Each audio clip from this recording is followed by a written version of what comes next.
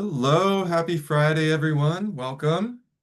It's great to see some returning folks and some new ones joining us. My name is Ricky Bentley. I'm the program manager at Connecticut Land Conservation Council, or CLCC. We're the statewide umbrella organization for Connecticut's land trusts. We support your work through advocacy, funding, technical assistance, and capacity building programs just like this one. Today, we're diving into the fifth session of our seven-part Anatomy of a Land Transaction series. Each session addresses one aspect of a uh, successful land conservation project, giving land trust staff and board members a practical big picture look at what goes into it. If you haven't already, be sure to sign up for our e-news. It's the easiest way to stay in the loop on upcoming sessions and other CLCC programs. Our topic today is baseline documentation reports and management planning, setting the stage for lasting stewardship. We'll explore how to develop baseline documentation reports before acquisition and how thoughtful management planning afterward can set your organization up for long-term success. Before we get started, I just want to have a few quick housekeeping notes. Please feel free to drop your questions in the chat at any time. We'll have time for question and answer at the end. To help preserve bandwidth, we ask that you please stay muted, keep your video off until the discussion portion. And finally, we are recording today's session. We'll share the link on our YouTube channel and out with all of you in the next few days. Now, I'm pleased to introduce today's speaker, CLCC's own Deputy Director, Aaron Lefland, and New England Program Coordinator for the Land Trust Alliance, Mariah Fogg. Thank you both for joining us today.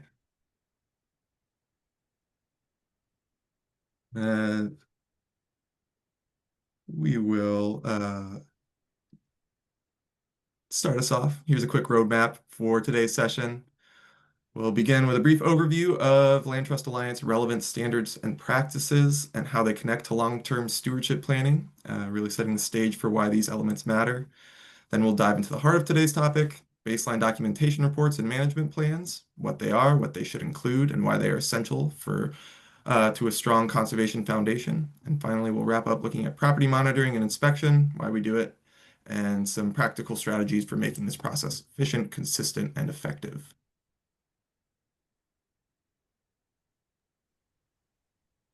Thanks, Ricky. Hi, everyone. Great to be with you here today. So to start us off, we just wanted to share an overview of the land trust standards and practices that are relevant to today's topic. And if you aren't familiar, the land trust standards and practices are best practices developed by the land trust community to really guide organizations in operating ethically, legally, and in the public interest. So there are 12 standards, and the first 1 through 7 are common to all nonprofit organizations, and 8 through 12 are specific to the land trust community. So today we're going to talk about stewardship, which are standards 11 and 12. And I'll post a link real quick into the chat for the full land trust standards and practices document if you're interested. Okay, so standard 11 is conservation easement stewardship. The focus for this session will be on 11B, the baseline documentation report, and 11C, conservation easement monitoring, both of which have land trust accreditation indicator elements, along with a few others here. You can go to the next slide, Aaron. And then standard 12 is fee land stewardship. So the focus for this session is going to be on 12B, land management and stewardship, and then we'll touch a little bit on 12C, inspecting land trust properties. And again, both of these have accreditation indicators as well. And we'll also weave in just a little bit about Standard 6A, which is funding for stewardship, because it's a key component in implementing Standards 11 and 12. So yeah, I will pass it off to Aaron so we can dive in further to these topics. Thanks so much, Mariah, and thanks for introducing us, Ricky. So to start things off, we're going to later dive into sort of the nitty-gritty of what goes into a management plan, what goes into a baseline documentation report. But I think these are important things to start thinking about well before you actually acquire the property or hold the conservation easement. And so to kick us off, I want to talk a little bit about the planning elements that can go into that while a project is still being explored or is underway, or you're fundraising for the project and before it's actually recorded in a deed or a conservation easement. So the first thing to consider is that stewardship is a perpetual responsibility, and with that, there is a funding element that goes along with it. And so as you're thinking about what sort of funding you might need to be able to perpetually care for the properties that you own or the conservation easements that you hold, there's sort of three key elements. And so in your stewardship reserves, you should be thinking about legal defense. So those are the funds that you might need to deal with encroachment issues on the property or resolve issues related to conservation easement restrictions. There's the maintenance element of it. So those are the things like caring for habitats or building and maintaining trails.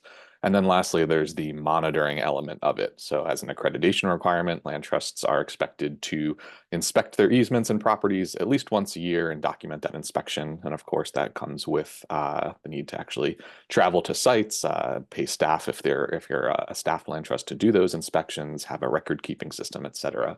So all of this is the funding that's required. And the reason we're bringing up this now is because really the best time to raise the funding for stewardship is during the acquisition phase.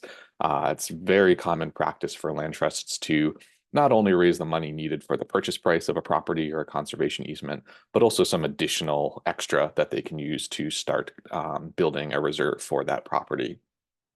One of the tools that you can use to estimate how much money you might need is the Terra Firma calculator.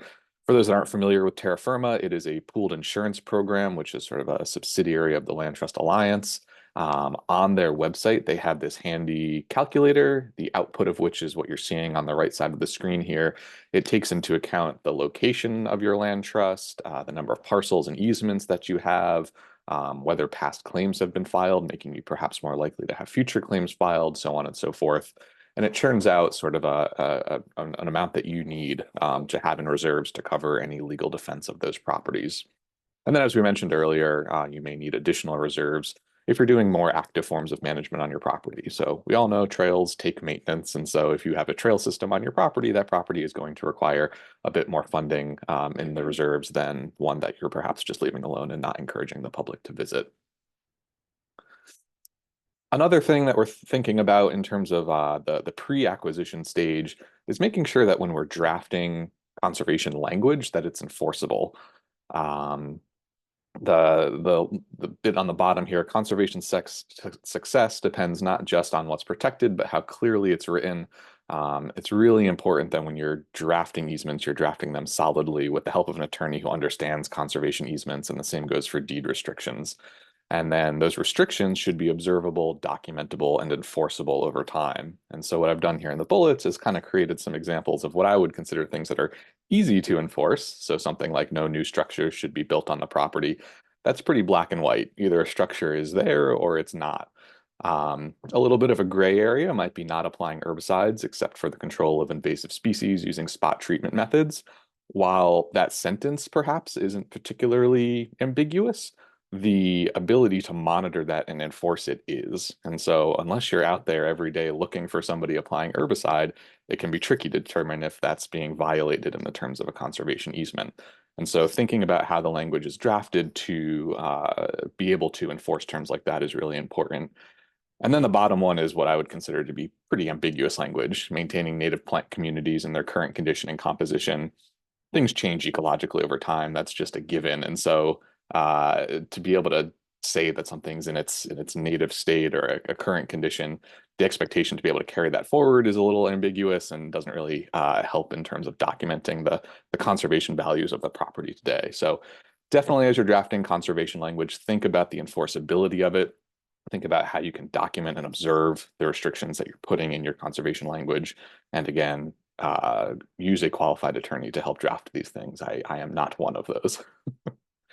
Moving on, we're going to dive into some of the tools that we actually use to measure, observe, and document the conditions of a property.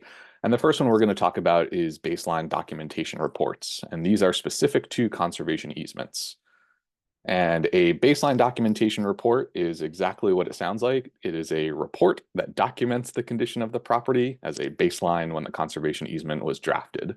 And so it is a factual record of the property's condition at the time of acquisition. It really is the foundation for stewardship and enforcement. This is the thing that you look back to say, well, that house wasn't there before, or that area of trees has been cleared, or whatever. This is what's documenting that at the time that the easement is recorded. It's also a requirement, especially if your easement has been donated and somebody is gaining a tax advantage from that. And as we talked about, this is a tool for stewardship. So when you're out there monitoring, this is what you're going to refer back to. It's also a tool for landowner communication because we'll talk about this a little bit later, but will be signed by both the land trust and the landowner. And so it's a mechanism to collaboratively and collectively document what's on the property. And an important thing to note here is just that we'll talk about again the components of what goes into a BDR, but the report should document all the provisions of the easement, including those restrictions that might prohibit certain things from happening on the eased area. One point of clarification that I want to go over, sometimes a little bit confusing, is the difference between a baseline documentation report and a current conditions report. So ideally, in a perfect world, every land trust would have a baseline documentation report at the time that an easement was drafted. They're prepared before or at closing. They establish the property's original condition. Unfortunately, that wasn't the practice for every land trust. It's not uncommon for land trusts to have conservation easements that are 20, 30 years old, where this just wasn't necessarily common practice. And so what land trusts can do now is to create a current conditions report. And so that's sort of a substitution for a practice that maybe the land trust wasn't following prior, but that is best practice today. And so current condition reports inherently document the state of the property after the conservation easement was in place. But they can also be used as ways to update baseline documentation reports further along. So if there's major amendments, say, I don't know, a major storm comes through the area and the whole forest that was there when the baseline documentation report has been blown down and now it's something else. This is a tool that can be used to kind of update and in a way build on the baseline documentation report. But as it says on the bottom here, it never replaces the original BDR. The baseline documentation report is a really important piece to keep on file in your records for as long as you own or hold the conservation easement. So what actually is a BDR? What goes into a baseline documentation report? What are the major sections? So the general answer to that question is that you need sufficient details to substantiate the conservation values of the property and to support monitoring. What does that mean in practice? So there's a couple things that are sort of the must-haves if we're looking at the accreditation requirements as it relates to baseline documentation reports. The first is the date that the report was completed. Again, that should be on or before the date that the conservation easement was recorded. There should be written descriptions, maps, and photographs documenting the conservation values and conditions. And this is really going to vary based on what the conservation easement is intended to protect. So this is going to look different for, say, an agricultural easement that's protecting farmland versus a forever wild easement that's intended to just leave land alone and keep things in their current condition and everything in between. And another really important part of this, as I mentioned earlier, is that the baseline documentation report should have a signature page where both the landowner whose property is under the conservation easement, as well as the land trust holding the conservation easement, both sign and acknowledge the accuracy of the document. So that's sort of a minimum that you would want in your baseline documentation report. Many land trusts go a step further and add additional detail. And so those are some of the things that you see on the right side of the slide here. So that would include some of the allowed and prohibited uses. Again, if this is a document that we're referring back to when we're doing our monitoring visits, it's helpful to have that restated here. What's allowable, what should I be looking for, and what's not allowable, and what should I be keeping an eye out for when I'm visiting the property to make sure that restrictions aren't being violated. Many land trusts will also include sort of overview information or context and history of the eased area and the property, things like the location, the size, how you get there and monitor the property, maybe some information about the current owners and their contact information, as well as sort of the history of the property, both land use and maybe the process that was used to acquire the conservation easement, so on and so forth. Another thing that is often included as sort of an appendix to baseline documentation report are supporting documents like deeds, surveys, the conservation easement itself, idle information, if there's a management plan for the property that the landowner is using to decide how the property is being managed. All of those things are good to have in the baseline documentation report. And then lastly, any sort of metadata that goes along with all of this. So coordinates of photos that are included in the report are helpful so that you can go back to that exact location and see if things have changed. Who prepared the report can be really important, making sure that they're a qualified individual, and we'll talk about this a little bit later, and that they can sort of attest to the accuracy of the report. And one important thing to include in all of this is not to omit any of the man-made aspects of an area that's under a conservation easement. It's very, I don't know, common for land trusts to be looking at the natural elements of a property because generally those are what they're interested in protecting as conservation values. But again, there might be things on the property that can or can't be altered or that can or can't be built. So in some examples here, I have like the locations of sheds, the locations of stone walls and fences on the property. It's not uncommon for a conservation easement to say that some of the historic stone walls on the property shouldn't be altered or removed or anything like that. But unless you're actually documenting the location of those stone walls, how are you going to be able to enforce that down the road? And similarly, if you had no information about the shed that was there and the landowner is saying, well, I've had that shed there for 20 years, there's no way to actually document what the state of the property was at the time of drafting the easement. And so this isn't just looking at the natural features of the property, it's also sort of any man-made property or man-made structures, as well as any sort of anything that has to do with the conservation value and state of the property. So how do you prepare a baseline documentation report? Again, timing is really important. It should be prepared prior to, or well, it should be prepared prior to closing and then signed immediately at the time of closing. And there are different options for who prepares your baseline documentation report. Land trusts can do it in-house, but I really suggest that only if they have the in-house expertise to be able to do it. Baseline documentation reports, as we just saw, contain a lot of information from land use history to the current ecology of the property. And there's just all these different elements that you need to include. And so only if your land trust has the staff with the experience to be able to do this is in-house preparation a good idea. Outside of that, you can hire consultants to do this work. Land Trust or CLCC has a land trust service provider directory on our website where we have some folks listed that are able to do this for your land trust. And they can bring in that additional expertise and capacity that your land trust might need to be able to create an effective BDR. That said, if your land trust does go the route of hiring a consultant to create the baseline documentation report, that doesn't necessarily mean you're off the hook and you can just send it over to the landowner and sign it. You still really need to take a close look and make sure that the conservation values that you're interested in protecting are well documented in that report. Make sure that you understand the contents of the baseline documentation report so that if you ever need to take enforcement actions, you understand what's in the document and how to use the information that's there. So it's not sort of a hand it off and we're done. It's still a project that the land trust needs to be undertaking and looking at closely. And then there's the question about when do you engage the landowner in this process? I personally believe that throughout the process is the answer. When you're drafting the report, you want to solicit information from the landowner about maybe how the land was used prior. If they have a long family history on the property, that might be helpful information to include in the BDR. You want to understand how they're intending to use the property, their management practices, and all of this information might be carried over into the conservation easement itself, but also having some of this information carried into the baseline documentation report can be helpful. As you're drafting the BDR, you want to confirm that everybody's on the same page about what's going in there because both parties are going to sign it. So before closing, you probably want to provide your landowner with a somewhat final draft of the report so that you can both go to that closing and sign the BDR without any issues. And then at closing, you're engaging with the landowner because they need to sign the document. And so there's a lot of information there. And one of the things that I always recommend land trusts consider is, if not adopting a template baseline documentation report, at least having ones that you can look to as examples of what should be included.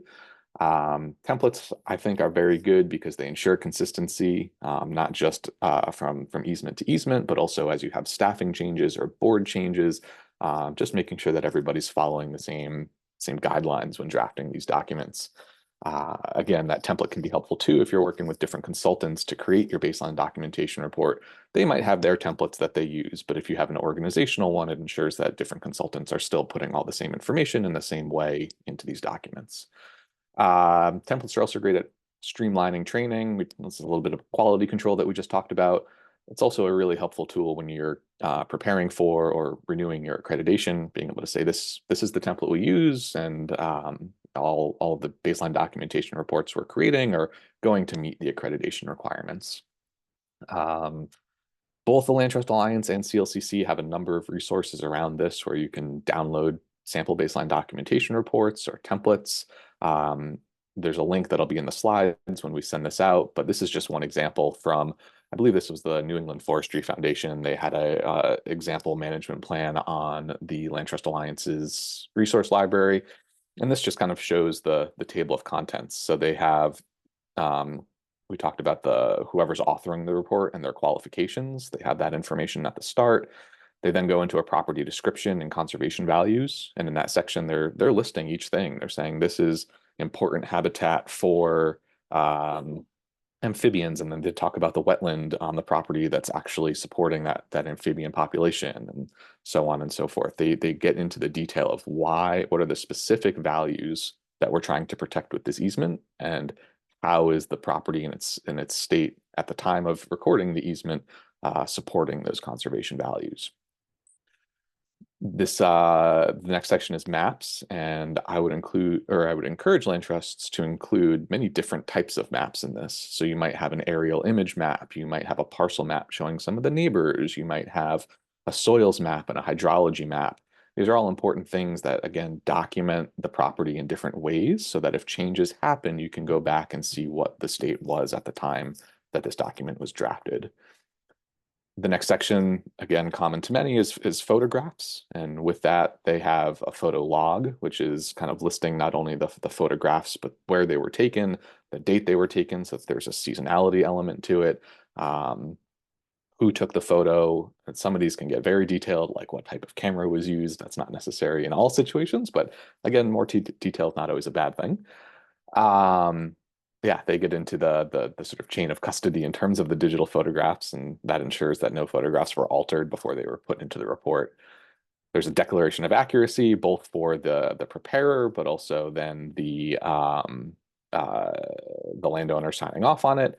And then there's a whole bunch of appendices that they include as well. In this case, the property under conservation easement was also being managed using a forest management plan, so they included that as well. So again, lots of great information that goes into this. It's very well organized, and in this case, this is sort of the template that they follow for all of their easements. What are some other considerations? We talked about this a bit, defensibility. You don't want your, or you do want your easement, or you want your baseline documentation report to not only be accurate, but also neutral, right? It's a statement of fact of what the condition of the property is at the time the easement was put on the property. Another consideration is when to update it. So we talked a little bit about this at the beginning.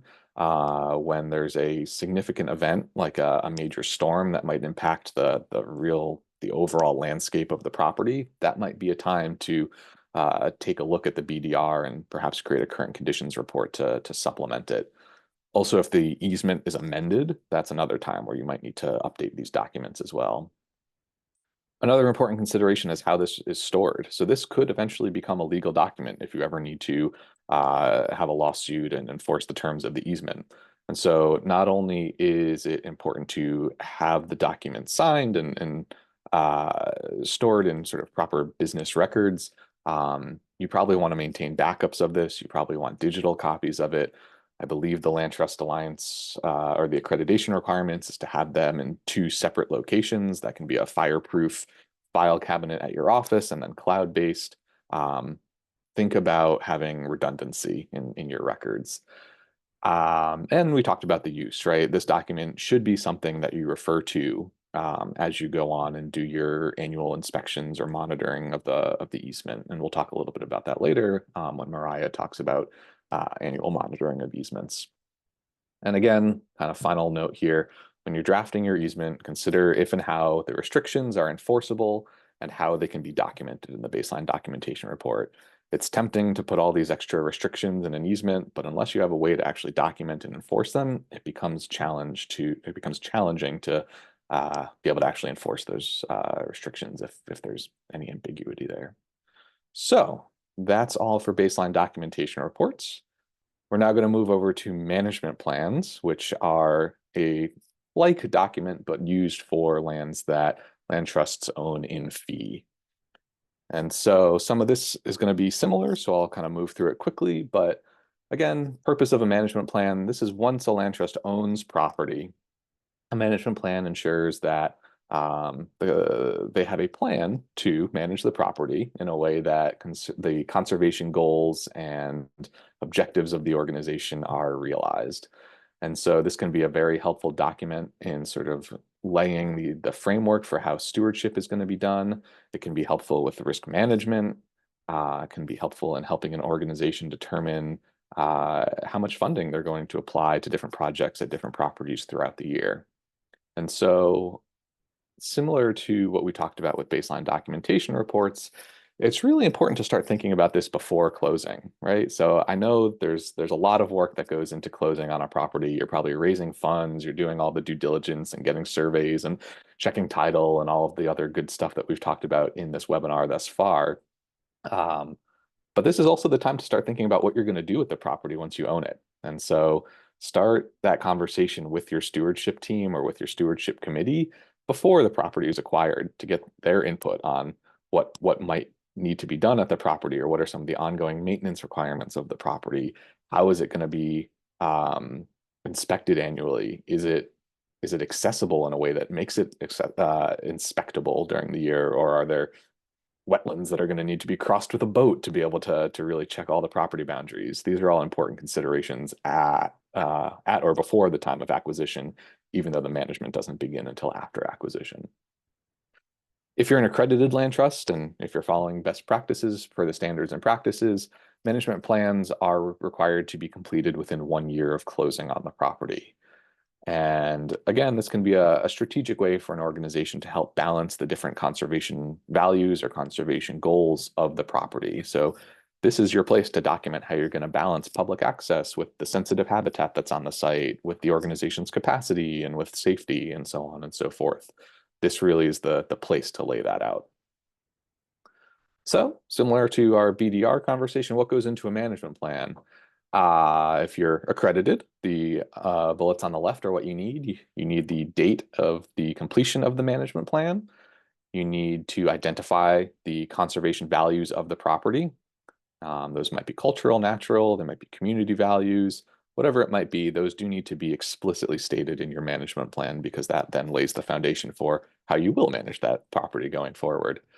You need your management goals. And so this might be something like removing invasive species, or establishing a trail network, or increasing the accessibility of an existing trail network.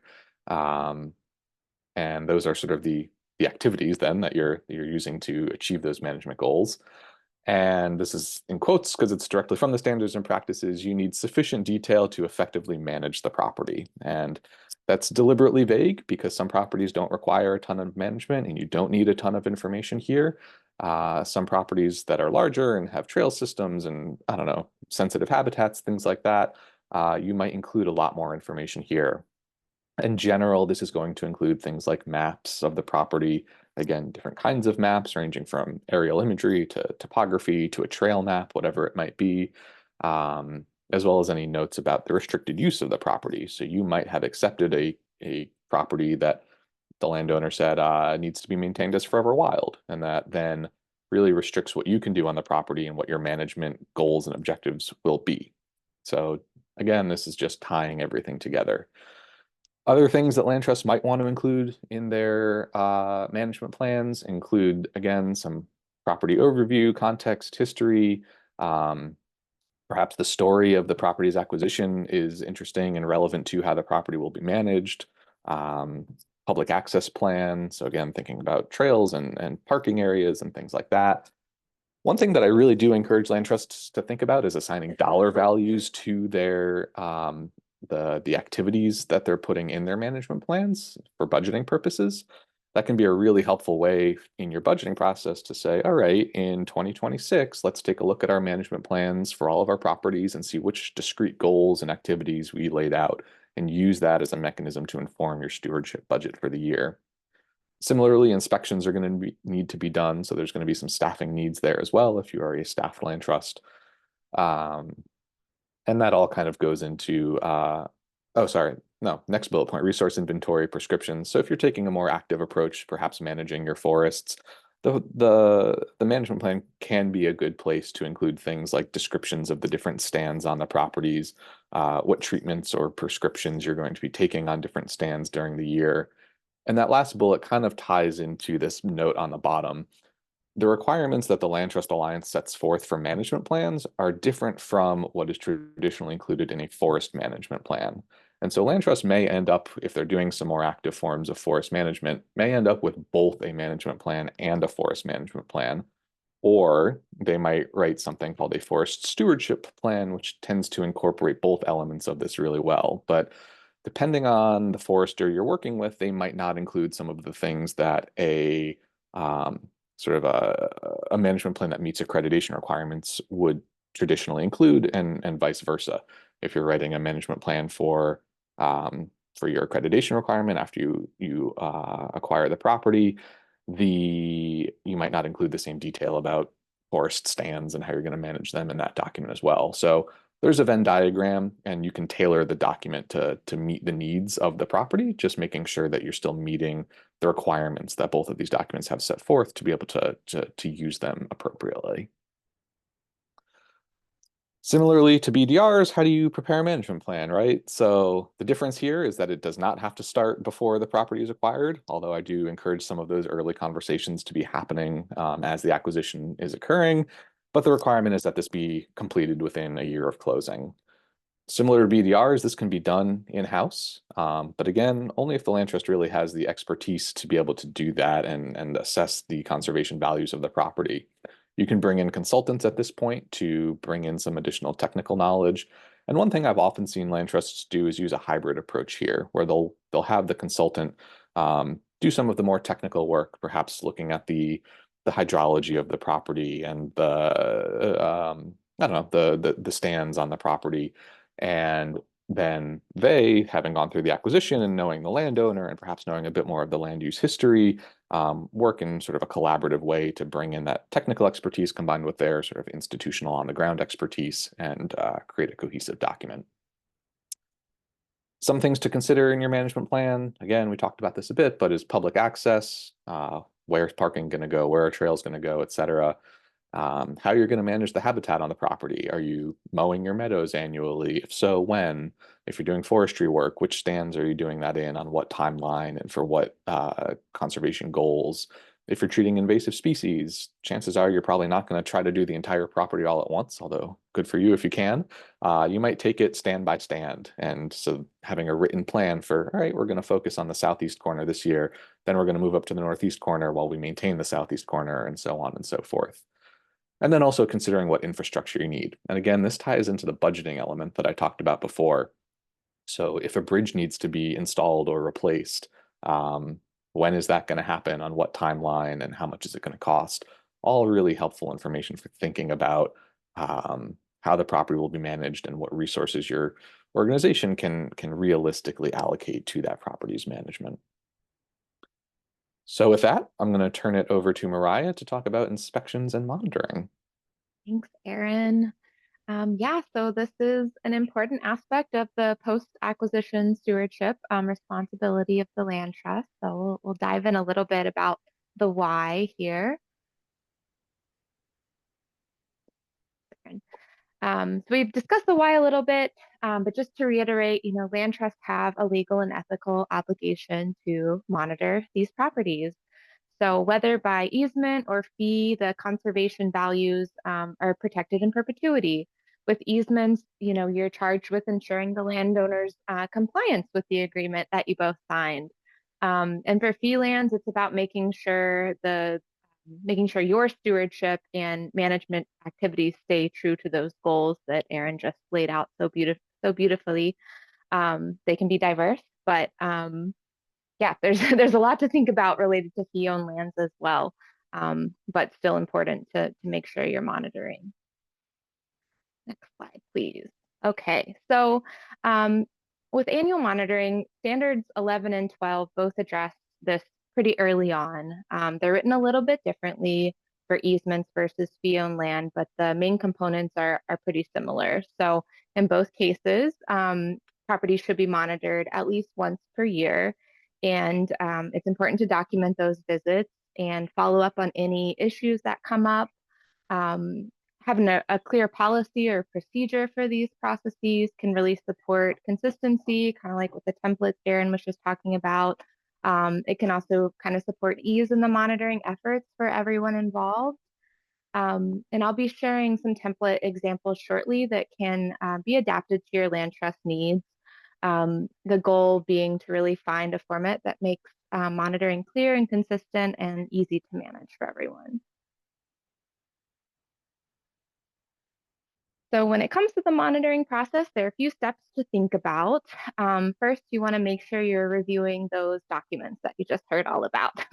For conservation easements, including the baseline documentation, at least scanning, what is allowed and what is restricted, those conservation values at the very beginning in the template we just saw. Past monitoring reports can be helpful. I know in my experience, there were some properties that were just barberry for a long time. So knowing that before I went out, I was able to adjust properly and that sort of thing. Maps are also great to look at, aerial, topographic. If you haven't been out there in a while, familiarizing yourself, or if you're working with volunteers to monitor, just getting an idea of what you're in for your monitoring visit. Fee-owned lands, kind of similar. You're looking at the management plan, any history of management activities, things that have happened recently, any maps that are relevant. So yeah, a lot of crossover between those two in terms of just what you have to review before heading out. And then planning your visit. So reach out to the landowner, maybe 3 to 4 weeks notice. I think everyone kind of has a different process for that, but I kind of recommend a little notice and then again, maybe the day before. Some land trusts will also invite landowners to join the visit. I think that this can offer opportunities for that ongoing relationship building. There may be times when it might be best for the landowner not to join you. So that's something that you and your team can discuss. Think about the time of year too. Sometimes it's helpful to visit in different seasons to get a full picture of the property and decide what your focus area is going to be. Are you checking a specific point of interest? Are you doing a full perimeter walk, or is there an area in the interior you really want to check out that hasn't been checked on in a little while? And then when you're heading out, just bringing the essentials. I think consider copies of the BDR. When I was first interning, I brought everything with me in that very heavy backpack, and then learned, you could leave it in the car if you chose to do so. That's totally fine. A copy of the monitoring report if you're filling it out in real time, which I recommend. Your land trust ID. So I used to just make sure I had a card on me when I was in the woods, and if you're parking somewhere that maybe in a more public area, you might want to put like a dash sign on your vehicle just stating the purpose of your visit and a contact number. Consider some flagging tape. It can come in handy, a camera, of course, safety gear. We're getting in hunting season now, so blaze orange. It can also be just good if you're close to like a neighborhood kind of thing, just look official. And a first aid kit, maybe a navigation device, or at least a compass, something to help you find your way around. I know of folks who use just their phone, so make sure it's charged. If you have service, trusting on an app for navigation. I've heard that the Gaia app, I don't know if folks have experience, I'd love to hear, but the Gaia app it sounds like a pretty user-friendly app, and you can upload a shapefile directly from it. So that's interesting for me. And some land trusts use software to help streamline monitoring that may require an iPad or another device, so being sure to bring that along. In terms of software, Landscape is a popular one that I'm aware of. It offers for, everything to be stored in one place. It comes with templates. You can sort of cater it to the needs of your organization, allowing for, if you're using volunteers, they may not be able to edit everything or see everything. So that's something to consider and that we can talk about a little later if you're interested. While you're out there, be sure to record your observations, right into your monitoring report, I think is the best way to do it. Afterwards, you're going to make sure you're completing that report, submitting it, getting it reviewed and approved, and then filing it. I think similar to everything we've talked about, these documents should be kept in perpetuity, so ensuring that they're filed in a secured, backed up database or digital file system. My old organization did use Landscape, so it's a cloud-based storage, and we also had an off-site fireproof archive that we are transitioning to. And lastly, making sure any needed follow-up as planned are taken care of. All right, so now we're going to move on to the monitoring report component. So you're going to start with the basics: the name of the property, who did the monitoring, the date of the visit. Next, you'll note the method of this. So was it a ground visit? There's a question in the chat about aerial imagery. That's something that can be used for monitoring on occasion. You'll also record the area that was examined. So if you focus on a specific section, you want to make note of that. And then noting observations. What did you see related to the property's conservation values? Things can include invasive species. Are you seeing, more invasives pop up in an area? Wildlife sightings, land use changes, that sort of thing. If you're on fee lands, you want to make sure you're checking on the conditions of any management infrastructure or project. So your trail, signage, if you have a habitat restoration project going on. And if you notice any potential violations or encroachments, you want to be sure to document those. Very important step. And make sure to include lots of photos as well. And finally, again, just noting any follow-up that's needed. All right, so for strategies at monitoring, this is kind of one of the big questions when you're setting up your monitoring program. Who's actually going to get out there and do the monitoring? For some, land trust is handled by board members or staff, and others rely on volunteers, often with staff or board support.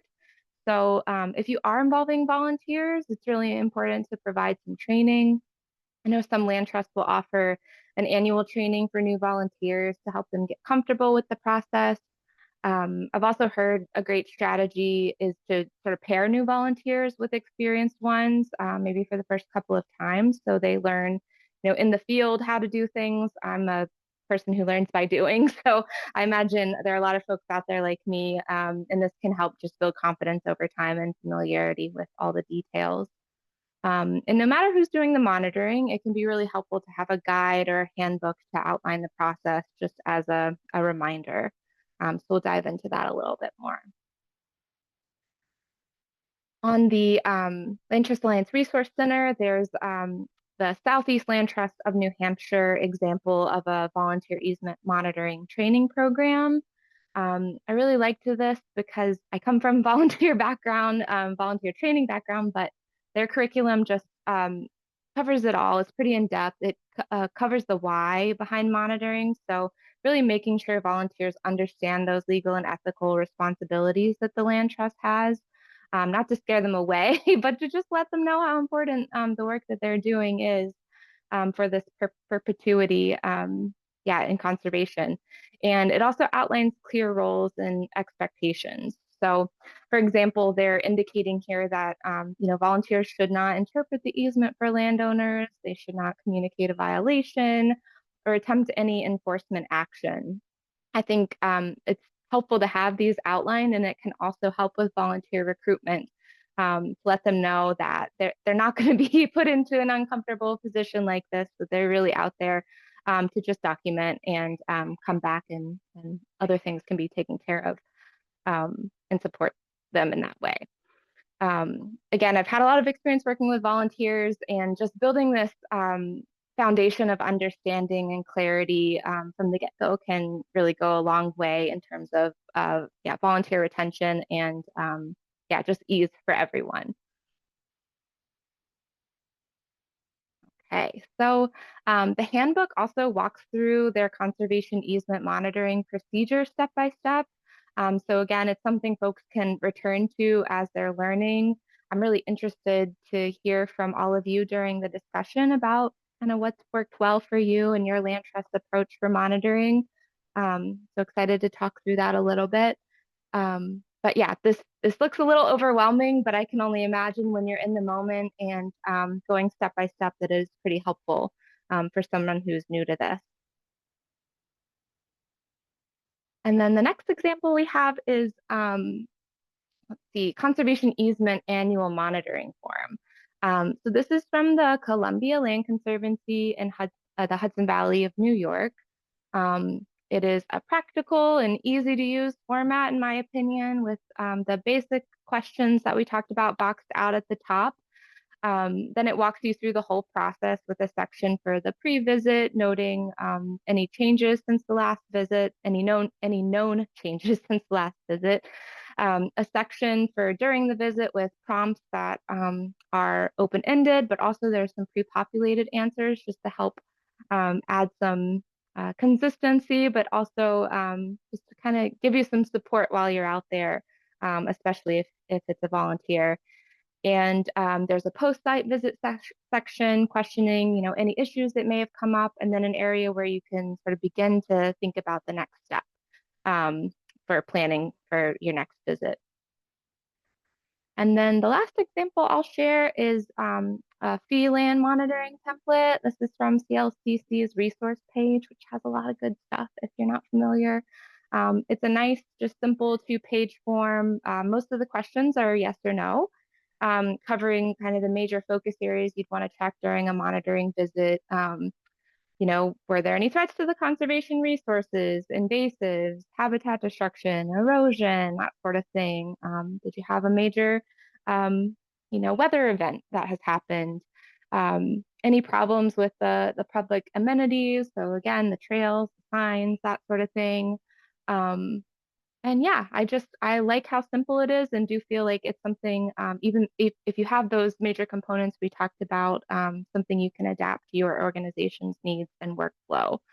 So that was pretty brief, but all I had to share with you today, and I'm excited to dive into the discussion portion for this whole session.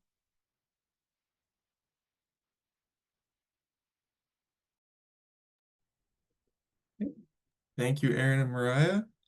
Folks, feel free to put questions in the chat, or if you want to come off mute and ask your question that way, that's welcome as well.